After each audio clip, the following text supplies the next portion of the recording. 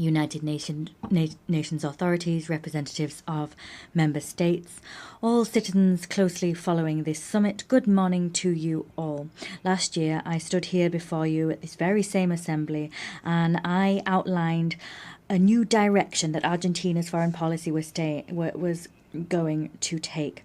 We asserted that it was imperative to return to the ideas of freedom, the immortal principles that underpin the dignity of life, freedom, and property.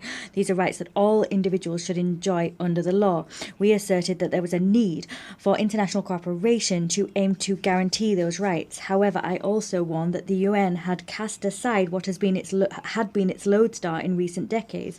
The successful model of the United Nations spoke of the need for peace without victory. It was grounded in cooperation between nation states. It was, however, replaced by a supranational model of government comprising international bureaucrats that sought to impose on citizens across the world a specific way of life. The United Nations has moved from an organization that sought to mediate peace between peers to an organization that claimed not only to decide what every nation state does, but also what all individuals, wherever they may be in the world, must do. We believe in the original aim and purpose of this organization. We believe that there are global problems which require dialogue and international cooperation if they are to be resolved.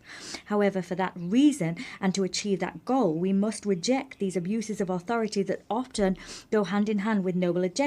As we maintained last year, we will never support the amputation of indigenous or commercial freedoms, nor will we support the violation of natural rights of citizens of member states. In the last year and a half, we have voted in accordance with that principle. I am saying this to you well aware that many of you don't share my views. But as I've always said, it's preferable to say an uncomfortable truth than to speak a comforting lie. In that vein, today I want to talk to you about a specific problem facing all modern countries. As things stand, the world is seeming to pit the present against the future and seeing it as a contradiction. This is a political, economic, and philosophical problem, and the response to that problem and that opposition will determine the course of humankind. If we push to the end this idea of comfort versus discomfort, the entire world, I would say that now the entire world seems stagnating in the comfort of the present, overlooking the consequences that will have for the future.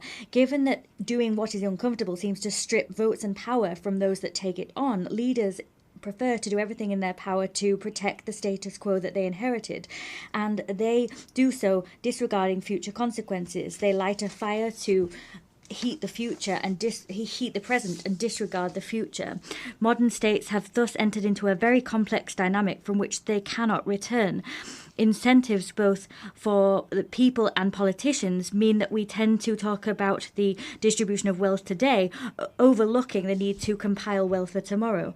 Currently, decision makers are facing the decision.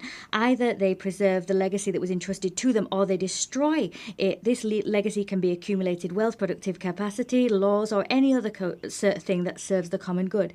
In general, they tend to... If they burn their legacy, if they opt to continue with what's comfortable, they'll have a lot of profit and benefit in the future, but there will be great future costs. What you put aside today, you lose for tomorrow. They seem to be preserving growth and prosperity in the present and casting aside the well-being of future generations. We need to find a balance, meaning that eating